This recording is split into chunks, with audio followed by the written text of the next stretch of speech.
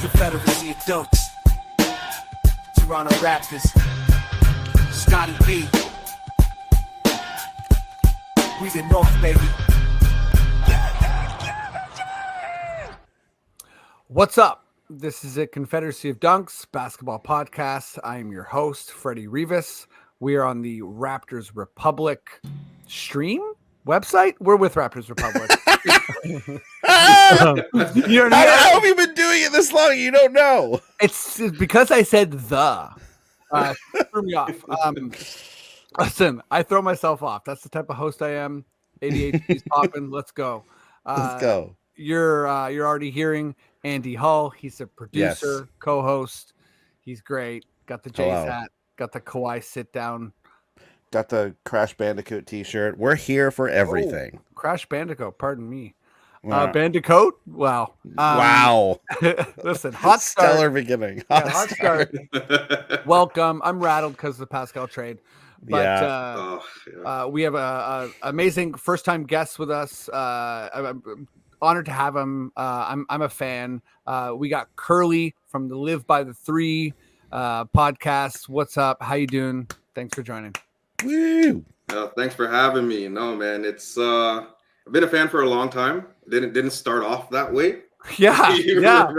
right. I guess we'll just put it out there. When I first listened to Confederacy Dunk, I was expecting a pure basketball podcast. Yeah, it was not exactly that. And you were devastated. I was devastated. Yeah. I was devastated, but you know what? I'm like, let me give it another chance. And then I listened to the second episode and then the third. And then, I started to tune in weekly, and then you got a follow, and then you got a rating. And here we are. Woo, I am now got a rating. Yes. Wow. 5 stars, baby. 5 stars. If you mention it's like, it was 1 star. Yes. 3 stars. I'm solely responsible for busting down that rating. Yeah. Wow. That has to be, I meet listeners from time to time. And I always love when someone who's in basketball like you is a listener. It makes me feel great. But I think you hold on to the title. I'm going to go ahead and say of the best arc.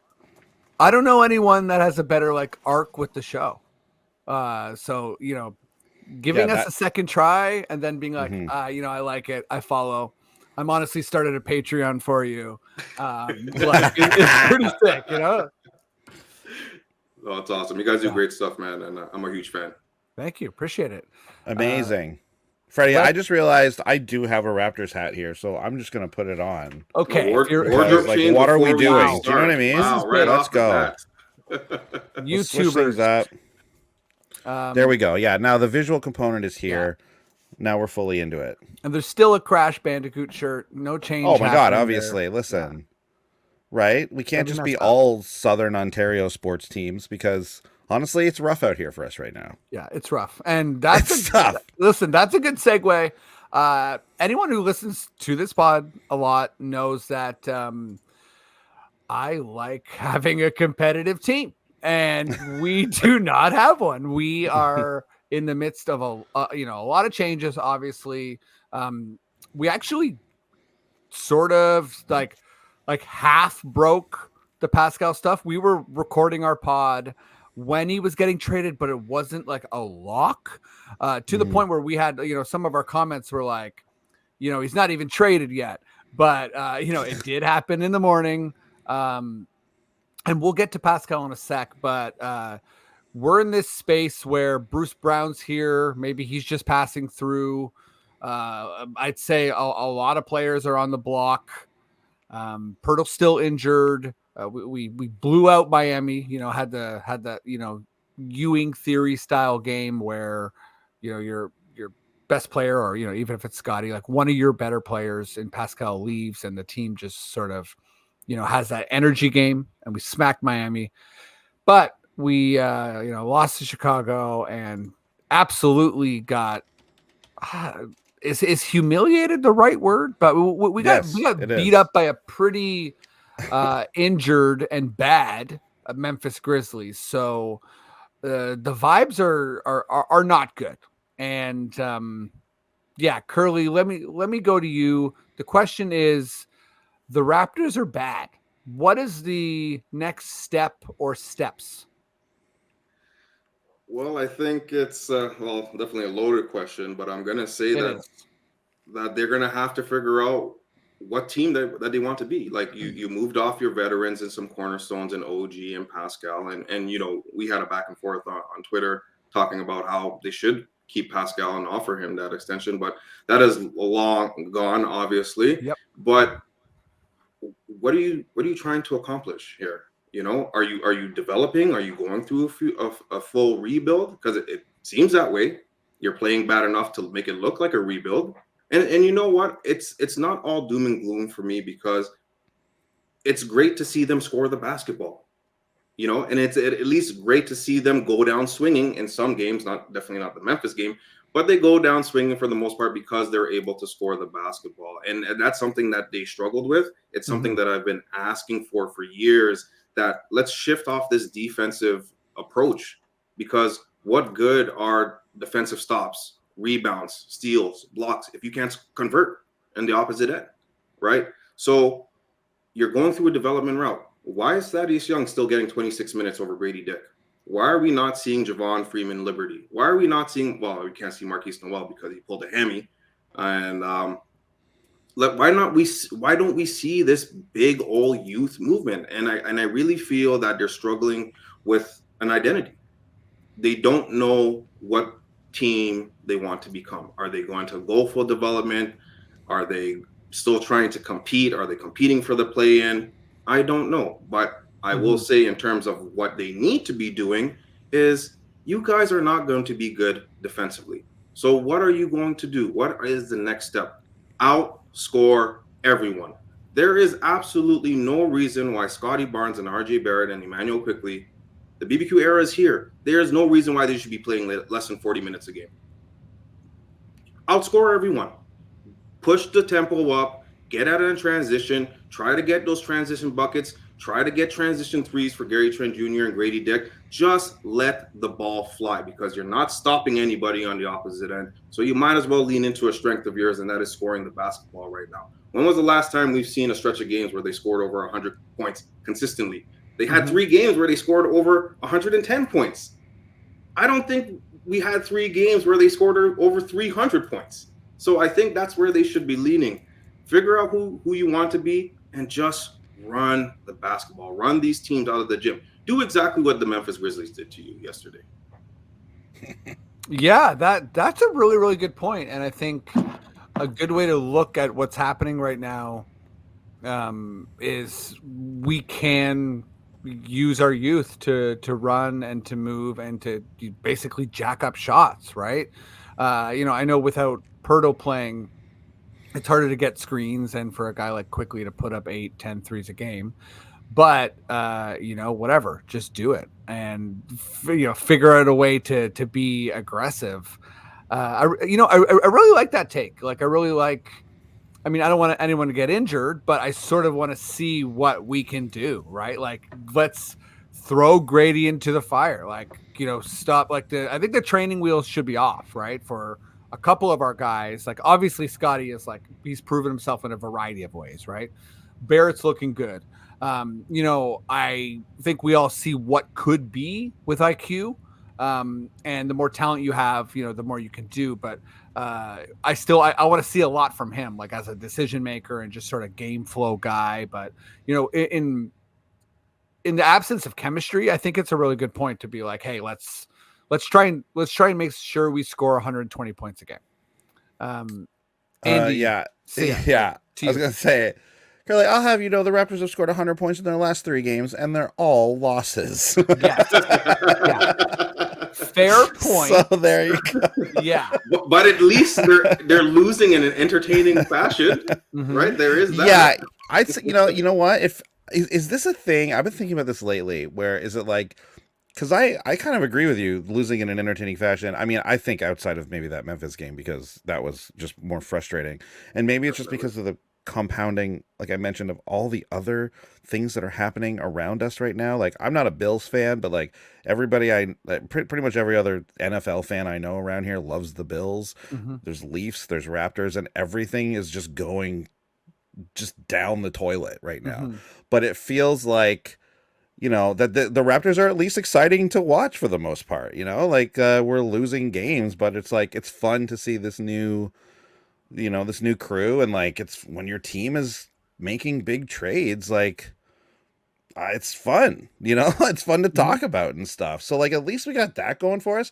But is it only fun to us because we we have been like, we've been here for a few years now, where it's like, okay, we just need to move off of this, like We the North crew. Like obviously that's a legendary group of guys, and we got our championship and all of that.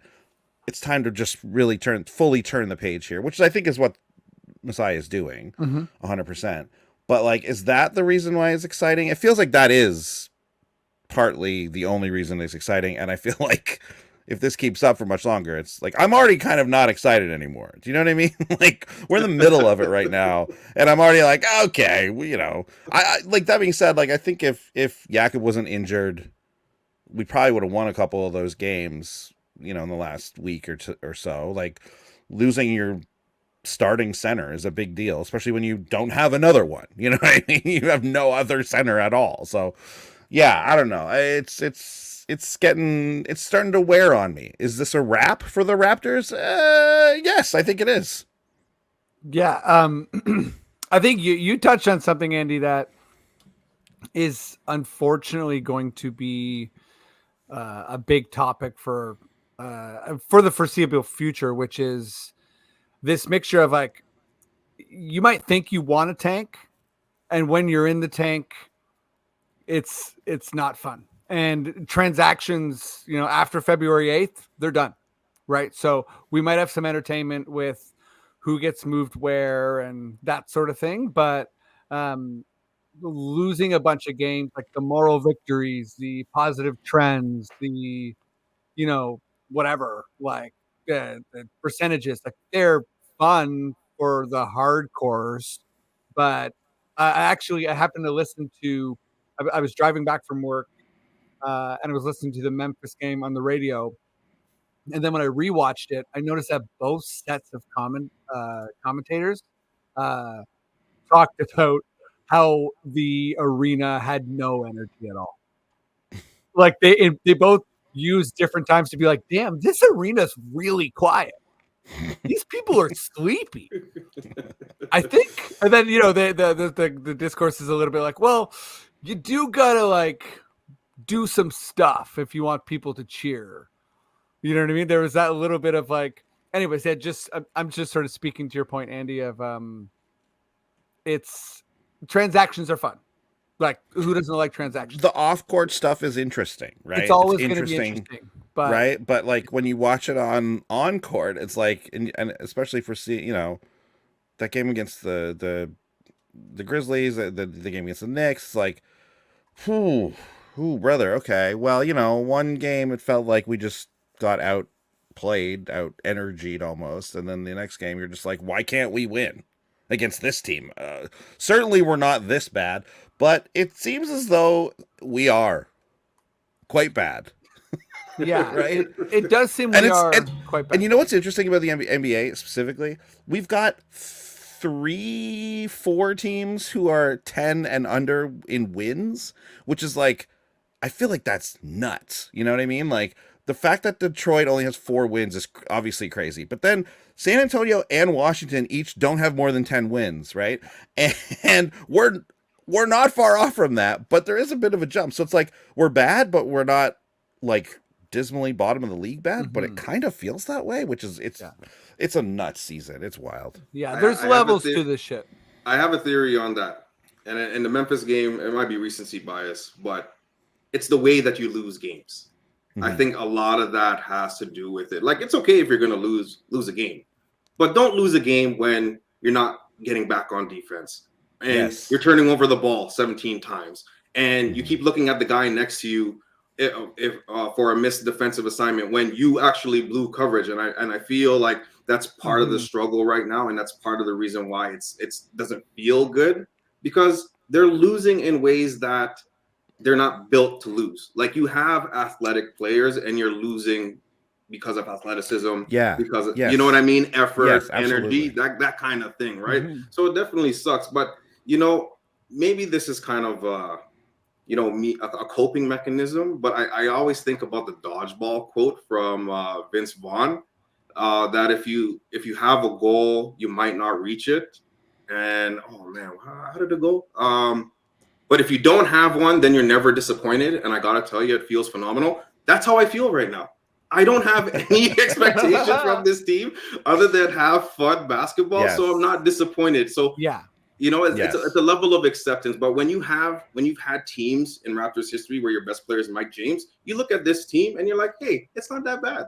You're right. You're absolutely Yeah, right. Ben Uzo's going off. Uh, Yeah. I think like for me, like sort of like answering this idea of what is like the next step. Like we're really in like baby step territory. And yes, you know, we have there's Scotty's a star, and you have players that are good on the team, but that is like just like Detroit has good players. You know what I mean? Like it's sort of Mhm. that the requirement to be a okay team in the NBA, not even a good team, like an okay team, is so much higher than like having good young players. So like I think I really want to start to see, you know, I like when you talk about trends and things you're looking for, I want to see chemistry. Like I want to see like, okay, you know, this lineup is like doing some stuff. And, you know, to your Thaddeus point, I feel like what's interesting about that is, of course, you know, he's not someone we're developing, but I think that I feel like, you know, part of the attempt there is you need someone to babysit these lineups a little bit. Like you need someone who's sort of like, listen, your guys aren't even running plays. Like, we got to do a couple things. And I love Jonte Porter, but you know, he looks good, but it just, there's too many young guys out there where the level of organization is just like, you know, there's going to be fouls on threes. There's going to be turnovers. There's going to be, you know, pointing at guys when you make the mistake. So I feel like that's where some of the veteran stuff will be useful, like even in terms of development. But yeah, and the other thing I'll say, and I want to throw back to you, Curly, because I'm curious what you think about this. How much of this feeling is just sort of like we're waiting for the deadline to see like what's the crew going into the off season? Like how much are we in just sort of this ugly chemistry holding pattern, or am I talking myself into, you know, being positive? No, you know what? I think there is something to be positive about with this team. Yes, Scotty Barnes. I feel, and I don't know how you guys feel, but I feel that he's going to be a superstar at some point. Yeah, I do. Yeah, definitely.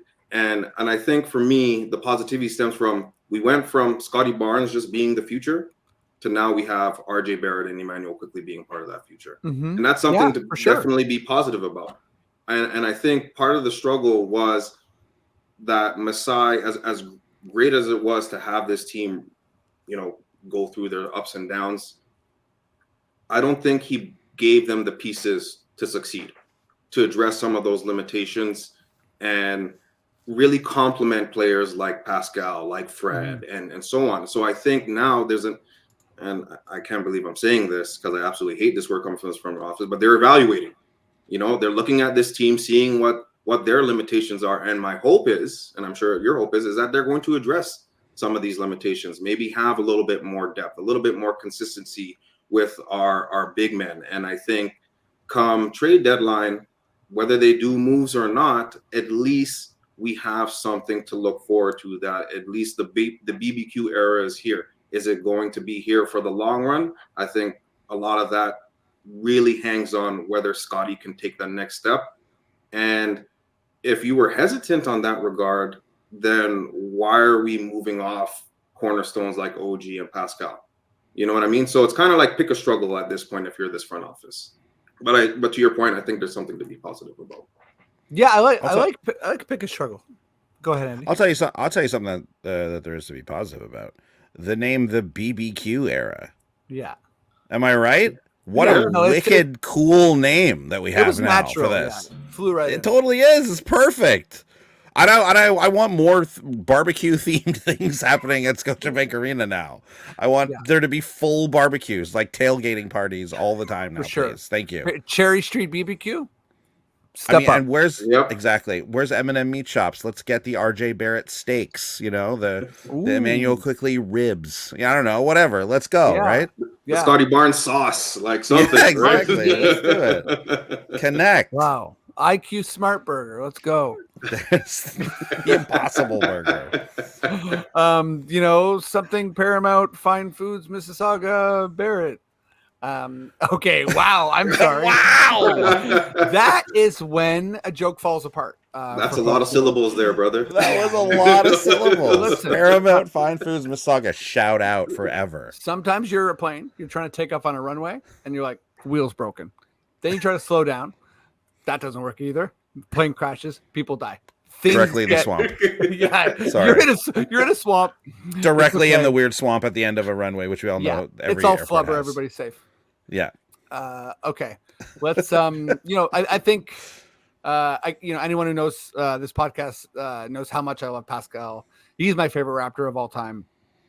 I wanna. We got to honor our Raptors here. So I want to send Pascal off. I feel, I got some moments, but Curly, you're the guest. I'll let you jump in. Let's just go moment for moment and talk about some of our favorite Pascal Siakam moments. I think for me, it's easily game one of the championship run. Mm-hmm. That in 40 minutes, 32 points, 8 rebounds, 5 assists, couple blocks, couple steals. I think he hit about 2 threes that game. But there was absolutely nothing that Golden State could do to stop him.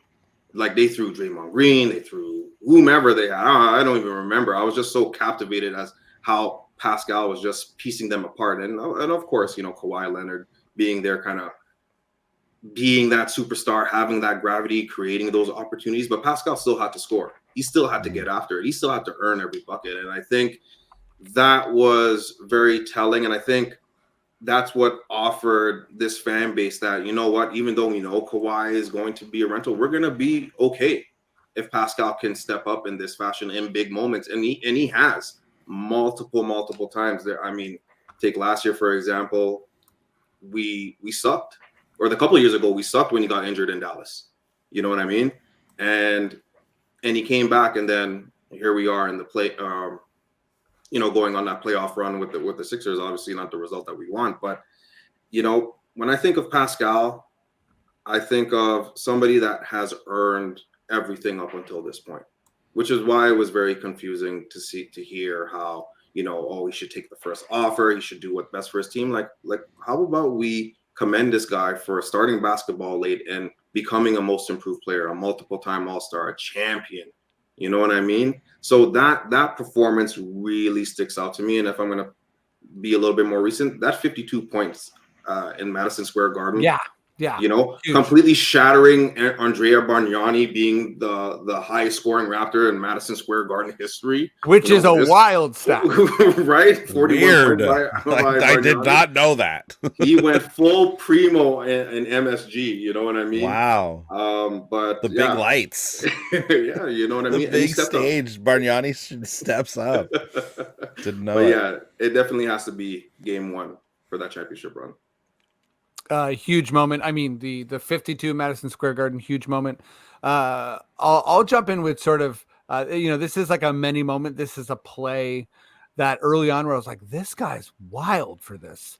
Early on, this is like bench mob territory, but when Pascal started integrating himself into the team, it was like, you're fast, you're 6'9", buddy, we need you to run. And he was like, got it. And Lowry would whip him these baseball passes. Yeah. And routinely, this happened like so many times, which is wild when you think about the pace of basketball. But routinely, the camera crew could not keep up with how fast he was moving. And Lowry would whip a pass, and the cameraman would basically catch it like a little bit late, and Pascal's laying it in. So like that was a thing that happened many times. And I was like, that's just weird to me because, you don't see that. So this guy's like getting down the court so fast, and, credit to Kyle's baseball passing, or, like his quarterbacking. But like that was one early thing where I'm like, that's cool. That's cool that this guy is moving that fast. And yeah, I got a bunch more, but I'll throw it to you. Apparently, Dwayne Casey told him, I don't know what to do with you, but you're so athletic. He's like, just run. Just Really? run when you Oh, see that really? happen. I didn't Just know run. that. That's Yeah, so funny. yeah. I love Dwayne Casey for that kind of shit. He looks Yeah, at it's his like, roll card. He's like, I got nothing. Fast man. big athletic guy. Yeah. Okay. You know what? Run. Yeah. Yeah. Well, hey, that's coach of the year, and then also get fired. So there you go. Oh man, for me, I mean, Curly, you said so many good ones. I was gonna say game one. That's the game for me that I think of when I think of Pascal, just because I remember watching, because he wasn't like super present in that like Buck series, like he it felt like, He was really big on D. yeah, oh yeah, like he That's was the moment I'm good. saying. Like Yeah, I think he was really good through the entire run, truly. But like offensively, he wasn't like throwing down huge numbers and stuff. But when then it was like game one, and I remember thinking after that game, I just remember like now everyone, because it always felt like Pascal was like a secret for us, even though like he won most improved and all that kind of stuff. But like he was like a Toronto Raptor, like he was our like drafted, like developed completely, like he was our player, and yeah, those guys always feel to me like no one knows about them except for us. No one, and it felt like that even up to this trading of him. Like the way people in the U.S. obviously were talking about him. It's like you guys don't even know how good Pascal is. Like you truly don't. And now they're starting to see it, and there's all these clips of him on Indiana in the first like 2 games he's played, and he looks great. But yeah, like I remember thinking now people know how good he is because of just that performance was in the finals against, this dynasty team. They're the best defensive player, can't stop him, like you were saying. And it was just like, yeah, that was just incredible stuff. I don't feel this way about sports a lot, but I felt so proud of him. You know what I mean? Like it was just a weird, like it's felt like I knew him and I felt proud of him. And that doesn't happen super often with sports for me. Yeah. Anyway, so I just reiterated one that's already been said, but yeah. No, it's great. Curly, I'll throw back to you. Yeah, MSG, and it might be, kind of lazy on my part, but closing out Game 6, man, like that. Closing out Game 6, it needs to be said. He got the clinching championship bucket. Yeah, yeah, and the rest is history, and I think it was really validating for Pascal, saying, you know what, I'm here. You know what I mean? To Andy's point, yeah, those moments that you're really proud of, and to see him show that it's not a fluke, and that when the Raptors needed him, he stepped up in a big way. I don't think it gets any better than that, man. Yeah. Yeah. Fred, you said you had a bunch. Lay them on us here. Yeah. So game 1, Philly went off in that Philly series. He dropped them. I'm looking at it. 29-7, 3 of 4 from 3. He was just like a total problem, and absolutely like devastated Philly on that first game. So it was sort of like obviously, we know it was Kawhi's run, right? It was his run. That's been said like a million times, but there were these games in that run where the attention that Kawhi created allowed someone to sort of jump into that spot. And obviously Kyle was the leader, but the guy who jumped in and like filled it up big time many times was Pascal, and there was lots of other capable people, right? That was a talented team, but Pascal was the guy who overwhelmed other teams and kind of pushed us over the edge. Another one, and this took me a while, but I got a poster, which you can sort of see on my wall. I'm going to just tilt it here. So a little bit, blurry, or a little bit far in the background, but it's this weird, I got it from this photographer from the championship run. And it took me a while actually to figure out the moment, but it's the clinching dunk in Game 5 when like so the Raptors had kind of started to come back in the Bucks series. Like we won our home games, right? But this was the first game we won the only game we won in Milwaukee in that series. And it was really this like big moment of Bucks fans being like, shit, we're in trouble. Like this team didn't just like, do the playoff cliche and like take care of business. You had a huge game that game. And that dunk was sort of like, a really big moment. I got to shout out the spin. People always make fun of the spin. Yeah. But the spin to me is like, how many players like have a move? And it's funny that it became this thing where it's like the spin's corny. It's like, yeah, so's like the NHL 1993 wraparound. Stop me if you can. You know what I mean? Stop it if you can. And then this was a many moment thing, but I really got to love, and it was like almost annoying. I think that's why I loved it so much. But the like, the way you would draw a foul and you would just hear in the background, like, and one. Like the way you would say and one, I'm like, that's got to be annoying if you're around it. And I just loved it. And there's this one and one where he said and one like that and one 4 times in a row. And like you could tell like everyone was like, buddy, shut up. But he was just like laying on the ground screaming and one. I'm like, this is fucking great. And so I like that. Like I'm when you have a player that annoys people, it's fun. And that's great. Yeah, I've enjoyed that aspect of Pascal. And even his dirty moments, like he's had sort of 2 Embiid dirty moments. Like I don't like that he broke his face, but in that playoff run, there's a small moment that people probably forget about where he tried to trip Joel Embiid. And it was so funny. I was like, this is awesome. This is like your Cameroonian brother. And he's just like, fuck you, I'm tripping you. And I love that. I was like, it's cool to have a guy that's like, I'm so competitive, I'm gonna trip you. Sorry. Yeah, so I mean, there are more, but I feel like we got some good Pascal moments in. Definitely. I'll give one good N1. It's the one where he yelled N1 towards Bobby Portis and he almost got punched. Yes. That's probably my favorite N1, and he got shoved and he still yelled N1 again as he walked away. Yes. Badass Pascal moment, man. Oh my God, I love that. That's exactly like that. Those types of annoying, like that must be so frustrating. You're like, if you're a guy like Bobby Portis who's already snapped in your life, and you're like, aren't you scared of me? And some guys just like keep screaming and one. That's good shit. Yeah, definitely. Okay, I think Andy, you got any more? I mean, listen, we're not done reflecting on Pascal, but we're done for the moment, right?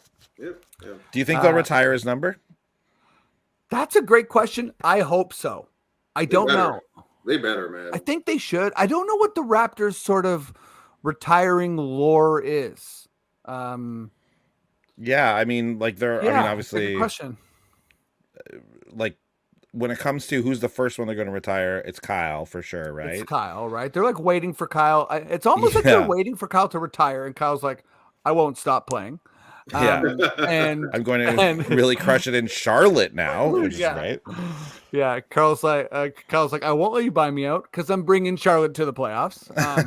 Yeah, but yeah, but Kyle's number one. Kyle's definitely the first. Obviously, in the order of they retire makes sense as well here. But like, we're all assuming Kyle goes first, and then who's after that? I think it's Pascal right after that, right? I think Pascal's gonna be playing for such a long time still. Yes, so that's true. I think it could be like then the Vince debate starts because it's sort of like Kyle's the guy.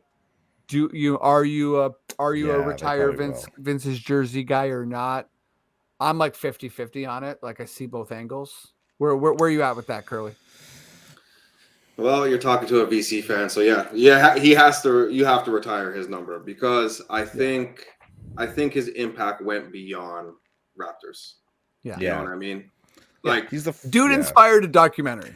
he's Like the about first- Toronto basketball. two documentaries. Yeah, two. exactly. Yeah. You know what I mean? But I look at it like this. I think it was very like obviously it didn't end off the way that we wanted. And I was absolutely crushed that Oh, they me traded too. him for, you know, 2 bodies and a bag of basketballs. You know Yeah. what I mean? And one guy that didn't Eric want and to Aaron go. Williams. Yeah, the Williamses and Morning Lonzo. didn't show. Yeah. Let's go. What did they combine for like 5.5 points, and you're letting like 23 walk out the door at that point, and then he just goes off. But I think that for me it was when nobody cared about the Raptors. Not even ownership cared about the Raptors because everything was about the Leafs in their prime, right? Mm-hmm. But it was when I saw Vince Carter jerseys in different arenas. Mm-hmm. You know, I think it was the Lakers, to see 2 kinds of purple in the arena. You had the yellow and purple, and then you had the yellow with the red trim. And I was like, man, we're here. Like this is what we're doing now. Like Vince Carter has made us relevant. And you know, you take the All-Star and then eventually get into the playoffs and whatnot. But can you imagine if we didn't have Vince Carter? Like, could this team possibly still be here? Like 10 championships. I'm just kidding. But you know, like For sure. there's still such a divide on Vince, but I think we need to appreciate him more. That you know, Damon Stoudemire didn't want to be here. The draft picks before him weren't really relevant. Like he created an impact that we did not expect. Like imagine if we had Anton Jameson still. Like are we retiring Anton Jameson's number? Probably not. You know what I mean? So you don't think so? You think? I'm just being an idiot. Maybe they should retire his number in Cleveland because that went so well with LeBron and Shaq, right? but no, I think that he inspired a nation. He inspired a generation. You know, he inspired Kevin Durant, who probably couldn't see every Raptor game. Seriously, you know what I mean? Yeah, truly, yeah. And his durability. You know, say what you want about him, but I think you have to, because if it's not number 2, at some point, I think we should honor VC. You know what? I think you're absolutely right. I think that's the mature take. There's two things that made the Raptors at all relevant, and one of them is not like an in-team thing. Can you guys name another pop culture moment with the Raptors where you think, hey, the Raptors? I'll say it. I'll say what it is, okay? It's Vince Carter, obviously, and just the dunk competition and just being who he was. And Samuel Jackson, Jackie Brown, Raptor bag? Thank you! My Raptor bag, baby. I remember when I saw was that what you're I was actually like, going to say? Yeah. Are you kidding? Of course it is. It was a big moment, actually. It's huge. It's nuts. Right here in my Raptor bag, and I'm like, the Raptors! I was Leonardo DiCaprio pointing at the screen, you know? Like... Yeah, dude, that's the other moment. Another moment. I was like, I gotta throw that in there. No, that's exactly it, man. So we're gonna retire Vince, then we're gonna quickly retire Samuel L. Jackson and Jackie Brown saying Raptor bag. Then we'll retire Pascal. There we go.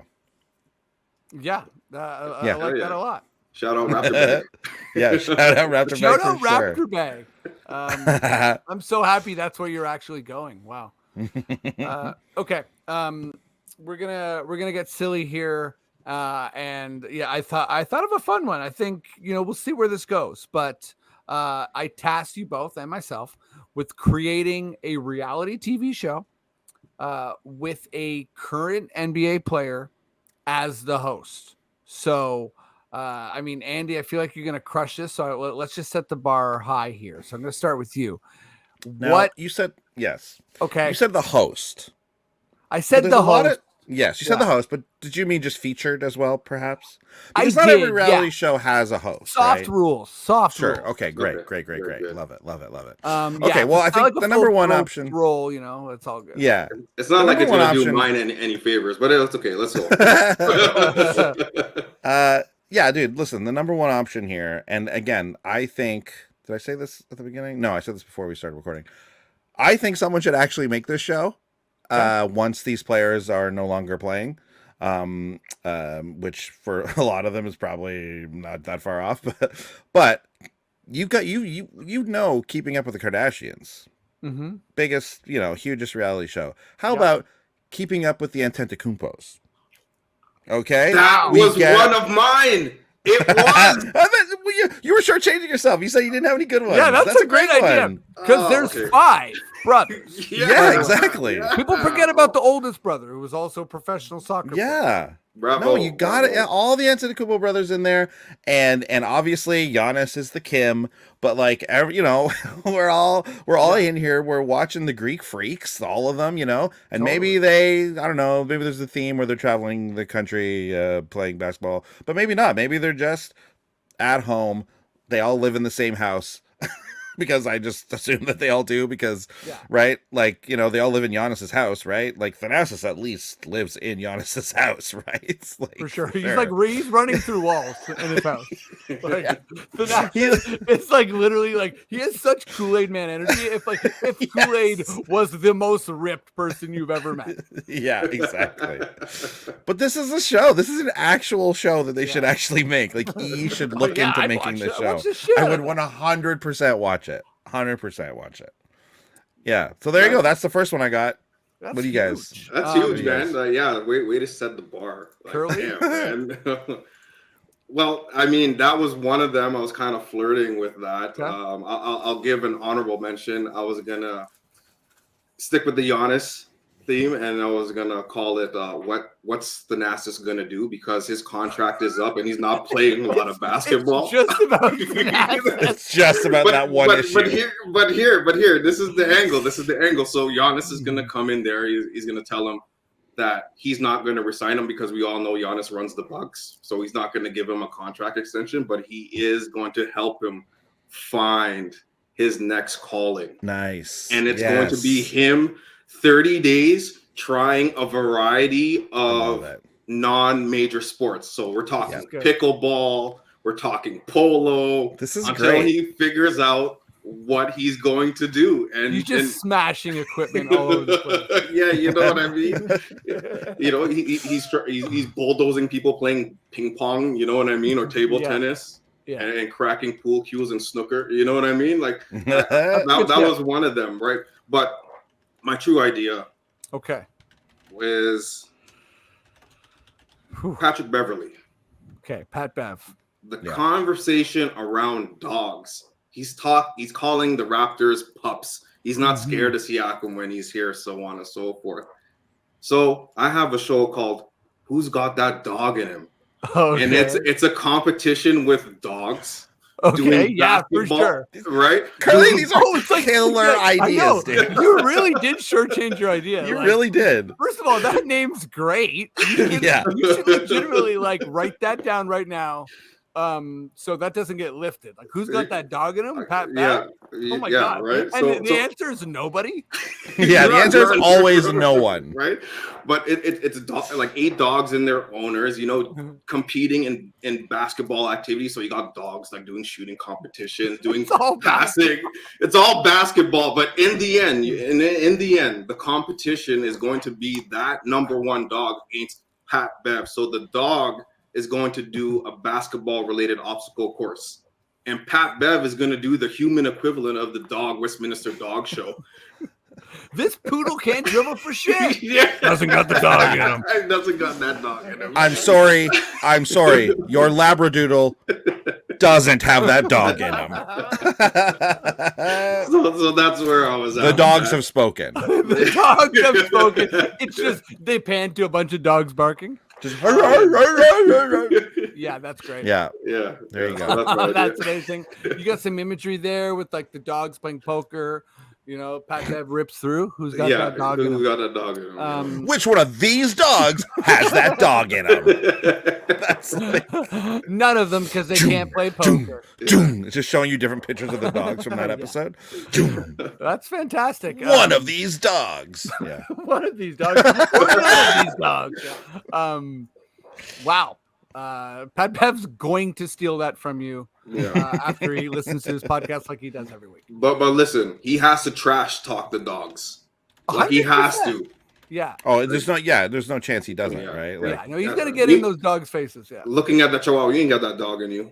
You ain't got that dog. Yeah. He's gotta show a dog a tape of like a tougher dog. Yeah, right. and be like, that dog's got dog in him. Wow. Freddie, you got one? Yeah, I mean, I feel like maybe it's not. Maybe I was shortchanging myself too because it's like, okay, we're vibing on the animal thing, so also bringing in brothers, Jokic and his two giant scary brothers. These guys love horses. They love horse racing.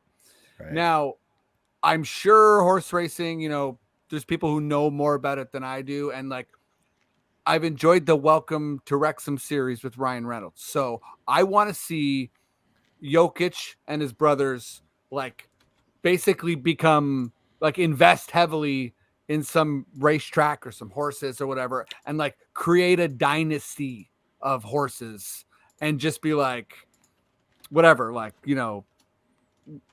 Joker secretariats or whatever. Like I don't know what to call. I don't know what to call this. The Hard Knocks of horse racing. Oh wow! Yeah. Oh my God! Thanks. I was gonna say who's got that dog in it. Horse racing's no joke. Yeah. Huge. That's good. And then the other one I had is he's just like probably the most charming guy in basketball. So I want to see a Jimmy prank show. Like this is just, Jimmy Butler going around Hollywood. Butlered. Thank you. We're done here. BUTLE. No, wait, LER''D. Hey, it doesn't matter how you spell it. You're on fire, dude. HBO. That's a wrap on the pitch. Yeah, you there can it pick is. it up or put it down. Thanks for coming into my elevator and hearing it. That's right. But also that is the end of my pitch. It's like I don't have a specific prank. You just want Jimmy Butler to prank people. It's Jimmy walking around pranking people. Yeah, mostly with different wigs and hairstyles, right? Like I think that's a central part of it. What do you guys think of the show? I'm not even going to say anything else other than the name of it. You tell me what you think of this show, Kevin Love Island. I mean, you guys all know hit reality show Love Island. What about if it's just Kevin Love on an island? No one else. Or we do this, the no, he's with his uncle from the Beach Boys. Yeah, the network is telling us we need to bring some other people on the show, so it's just trying to find someone who's willing to currently play with Kevin Love. That's all. See if they can work it out with them. But you know what I mean? Serge Ibaka's Kitchen Nightmares. Yeah. Serge going in a different. That's almost already happened. So like I think exactly. Get him all the way in. Survivor Raptors. This is a current season of the Toronto Raptors. Are on an island. Jeff Probst is there. We're running through challenges. We're doing things, and then whoever gets voted out at the end is traded for. I like it. Someone underwhelming and maybe a draft pick. Like sure. Yeah. I feel like we've already seen that episode. I know we've seen a couple. We're midway through that season. Yeah. We were riding high, and Andy, you just brought us down. Okay? Yeah, sorry. I didn't mean to bum everybody out with my Survivor reference. Do you guys remember a show called Fight Quest? Fight Quest. No one remembers the show. It wasn't like a big show or anything. That's so don't whatever. No one remembers the show. Nobody watched it. Nobody watched it. It wasn't a big show, but it was awesome. It was called Fight Quest. It was on Discovery Channel back in like maybe the sort of mid 2000s, like 2000 to late 2000s maybe. It was these two guys. They just were like sort of middle of the pack MMA guys. They weren't like in UFC or anything. They were like kind of no name guys. But they would just go around the world, and wherever they would go, like the places they would go, they would learn like a martial art from that area of the world, and they would do like two different versions of it, and they wouldn't fight each other, but they would fight like another like champion of that martial art like in the place they were. And so there would be two fights, and they would always like 90% of the time just get beat. like Yeah. so badly. This guy sounds like they're It getting definitely banged sounded up. like it. Yeah, they would get their asses handed to them by like Yeah, I bet they kids. Like, you know what I mean? Like, it's like they learn it for like 5 days, and then there's like, okay, well, here's a 14-year-old guy who's been doing it for his whole life, and he's gonna crush you guys. You know, the Brazilian Jiu-Jitsu one was amazing because they had no shot at all. Like, they were out of the match in like a minute. But anyways, this show was very great, and I think you should do something like that with basketball. This is just me wanting to tell you guys about Fight Quest, by the way. This is not a pitch at all. I just love the show Fight Quest, and everyone should look it up and try and watch it. End of story. Okay. I'm gonna go check it out. Honestly, like, It honestly was such a good show, dude. It was so good. Yeah. That's Anyways, awesome. end of Hey, story. man. Peace. Let's do it. I'm out. Marco Bellinelli, Evan Fournier. Let's go. Brick. Brick. Okay. Bellinelli. Bellinelli, Brick. Final question here. Curly, I'm gonna throw it to you. We had the anniversary of Kobe's 81. Dark memory for Raptors fans. But I know. They've been talking about it so much all over the place. I hate it. Yeah, I know, because we're attached to that history, and it's Yes, not a we good are. one. But we're tanking now, so we'll get some more of that. But yeah, we're gonna get smashed for a while. Embiid, Cat, massive games. Obviously, Embiid had the bigger game, and it came with the win, which is nicer. But just really like giant games, and it made me think. Start thinking about like what games have I watched from start to finish? Like, and I'm not talking about a game where it's like Steph's heating up and you like turn in the fourth quarter. I mean, like you're watching a game, if you're there live, amazing. But like just you're watching a game and it ends up being this like really incredible, like individual player game. What is like the single best performance you've watched? And I think what I find interesting about this is like it's not anything that crazy. And I'll go to you first, Curly. And I was really trying to be like, man, have I watched a 60-point game from start to finish? And I don't think I have. So, Curly, from anyone in the league, like, and by the way, this can be a game from a long time ago. Okay. So and like this is just best performance. Best period? individual performance. Best individual performance. Okay. Like someone put on a crazy game and you were watching that game, and it's not. And you watched the entire game. Yeah, like it's not a game you like just no jumped highlights. in on. Okay. Yeah. All right. Okay. Great. I got it. Yeah. I watched that Kobe game. I was in I was in high school at that time. I also watched that Kobe game. So I was doing my homework late or was wrapping up, and I was like, okay, I'm gonna watch this Raptors game at 10:30 at night on a 13-inch tube TV in the kitchen, and I was just watching Kobe just knock down a few shots. Then he knocked down 5 in a row. Then he knocked down a few more, and I was like, okay, you know what? He's just gonna go off. But then he just kept going and going, and I was about to turn off the TV, and he just kept destroying Joey Graham, Morris Peterson, Jalen Rose. It didn't matter, and I sat down and I watched that entire game in disbelief, like jaw to the floor, like this guy is single-handedly destroying us. I do believe that Smush Parker was the second leading scorer in that game with 13 points, something stupid like that. And they had prime Lamar Odom, okay? And to see Kobe get, I think, what did he score? I think under 40 points just with threes and free throws alone. Call it like 38, 39. The rest of it was in the paint. Yeah. That is absolutely ridiculous. And it easily is the single best performance I've ever seen on TV from beginning to end. I've seen a bunch of Vince Carter games in the Sprite Zone. Shout out Sprite Zone, Air Canada Center, $10 seats, $12.50. But it would be Terrence Ross 50-piece against the Clippers. Yeah, I saw that live. I got tickets last minute, and he was just going off, dude. Like DeMar was crap that game. I think Valanciunas was the second best scorer that game. but just watching Terrence Ross single-handedly keep us in the game, like it was crazy. You know, against Terrence a Ross. very good Clippers Terrence Ross, team, man. active TikToker now. Like his podcast, Mm-hmm. he's making lots of posts. I see him all the time. He's great. Yeah, He actually did a recent one about that game. I was like, oh yeah, it was Terrence insane. Ross, He couldn't miss, man. He could not miss. So Mhm. that definitely sticks out in terms of a live performance, man. Two crazy ones, man. Yeah, I totally. think it's pretty funny. Just like side note that the Karl Anthony Towns 62-point game, that his coach was like pretty visibly angry about it afterwards. He was. Yeah, he was. He was not happy about that. We did Not not happy play about any that. defense. Yeah, there was no defense in that game. Yeah, he was also like he was hunting points. Yeah, yeah, dude. Yeah, but he was though. He was. He looked like he question. looked like somebody was controlling him playing 2K. Like you're just gonna run the entire offense through Karl Anthony Towns. Like it was ridiculous. The that only guy thing when I'll you play say, like on like when you play with your friends, who's just like, okay, well, I guess he's just gonna play. You know, like we're not gonna play that much this game.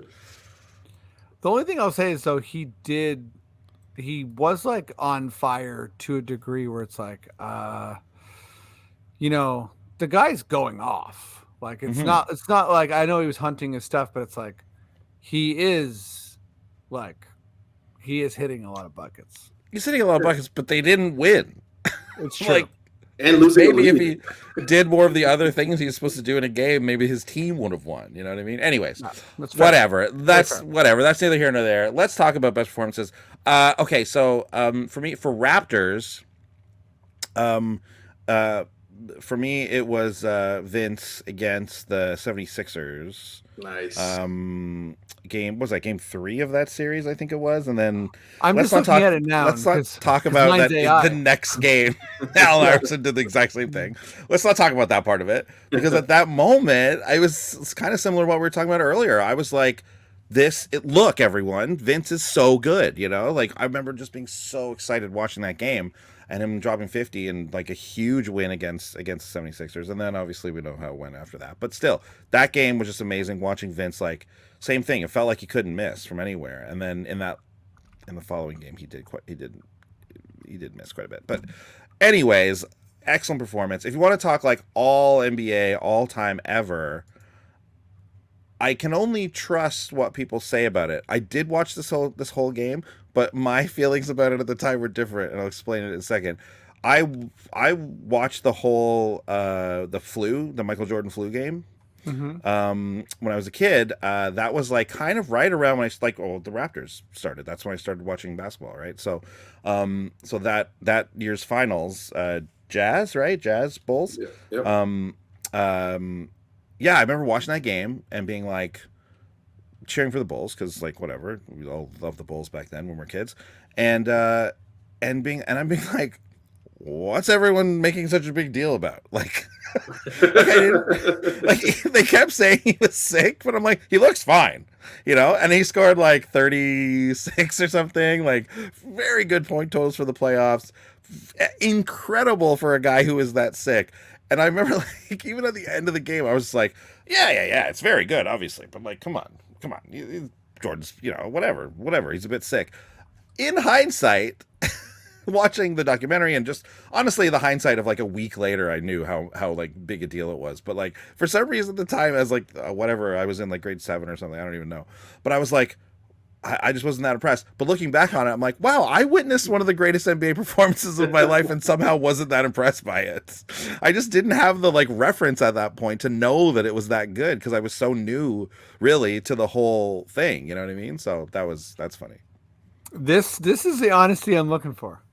Yeah. You know? Yeah. I didn't realize it at the time, but I'm going, okay, I did see that. So that must be one of the ones. Yeah.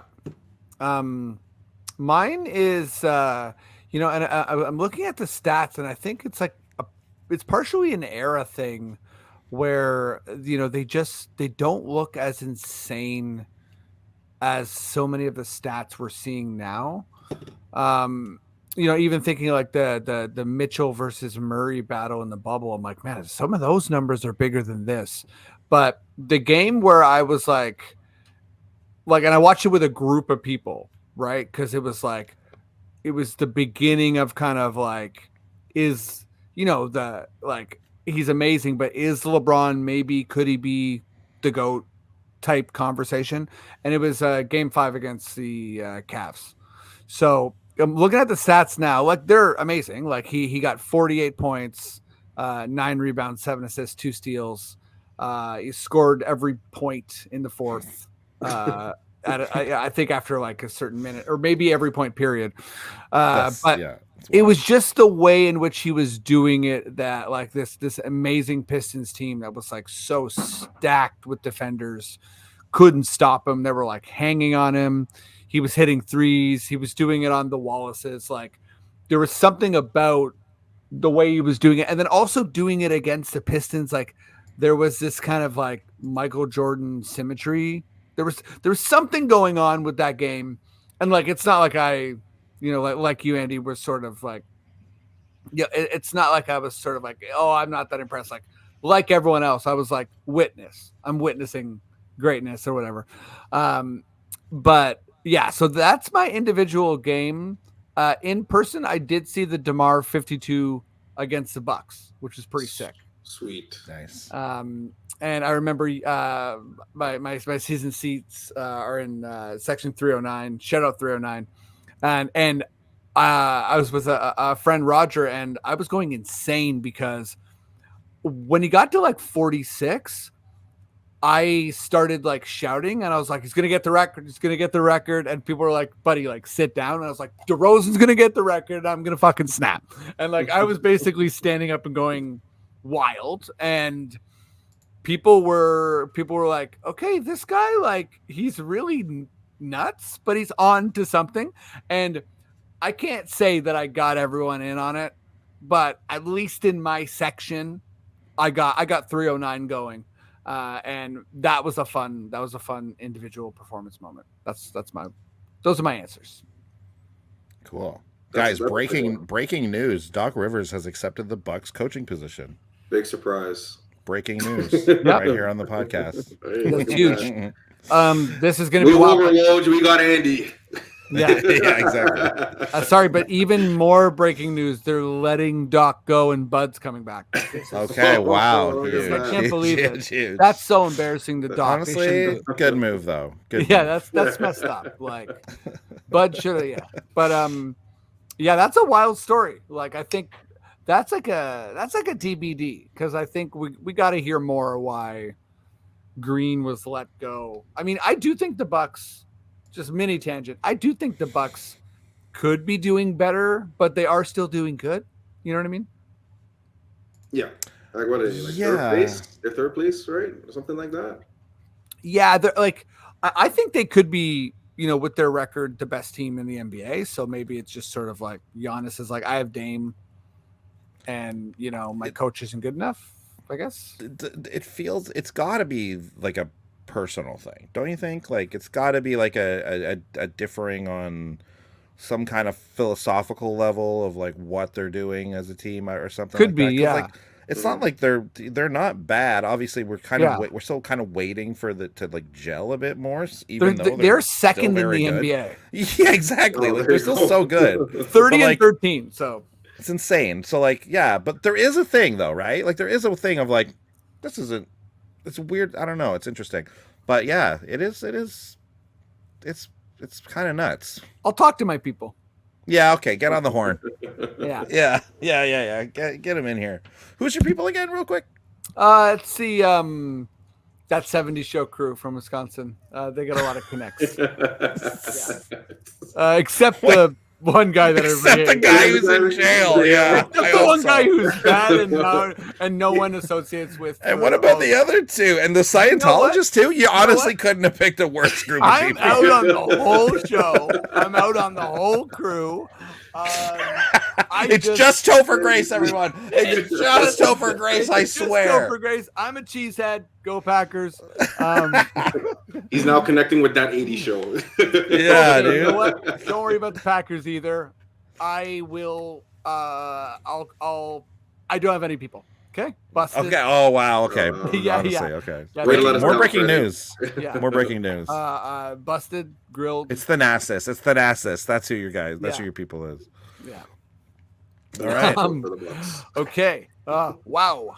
I got read pretty hard. Okay. That's it for this pod. I do want to make an announcement to the listeners because sort of a unique, special, awesome, amazing scenario. I'm about to have a kid. So this is my Congratulations, brother. yeah, man. Yeah. This is my last pod for a while. But stepping in for me and doing it with Andy is going to be Brendan Howren, who's done this pod a bunch of times. Is amazing, and I'm so excited that he's down to jump in. And yeah, Andy and Brenda are going to chop it up. And I'll be back when I refine the groove. Hopefully not too long, but I'll let the baby decide. You know, I'll hold up the baby and be like, "Can I pod?" You know what I mean?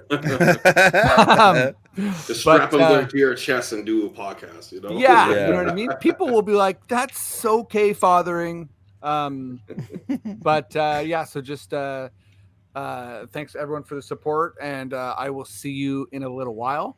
But just to wrap this episode up, Curly, thank you so much for doing the pod. We really appreciate having you. And can you please just we're gonna plug your socials, but like let everyone know how to find you, what you're doing. Give us the old plug.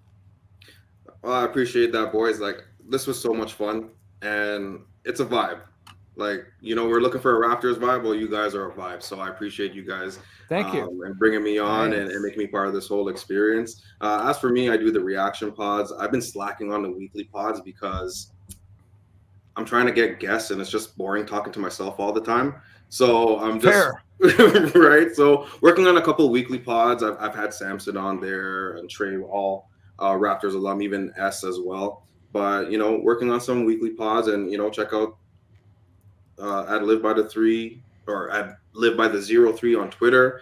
I tweet random stuff. I retweet a lot, and I give a lot of personal thoughts because I feel that unique to your content, you guys provide a different perspective. Like, it's not a cookie cutter approach. I feel like a lot of pods have the same kind of content, and I do my part to trying to steer away from that the same way that you guys do. Not on a comedic level, because that's your guys' thing, and you guys are one of the best at it.